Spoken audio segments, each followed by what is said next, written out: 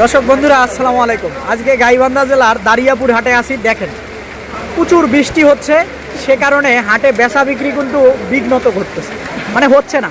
দেখেন আপনারা এইদিকে তাকিয়ে প্রচুর লোকজন, এই যে দেখেন আপনারা প্রচুর লোকজন একেবারে দেখেন সারি সারি কিন্তু গরু।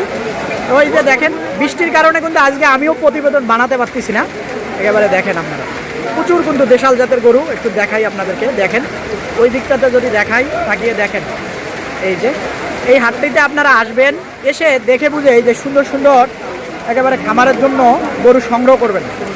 একেবারে দেখেন ক্রস গরু, দেখেন প্রচুর কিন্তু ক্রস গরু এখনও হাটে আছে। দেখেন এই দারিয়াপুর হাটটি কিন্তু বসে মঙ্গলবার আর শুক্রবার। যারা আসবেন দেখে বুঝে কিনতে পারবেন, কারো চক্করে বা খপ্পরে পড়বেন না। দেখেন তো ভালো থাকবেন, সুস্থ থাকবেন, সাবস্ক্রাইব করবেন চ্যানেলটাকে।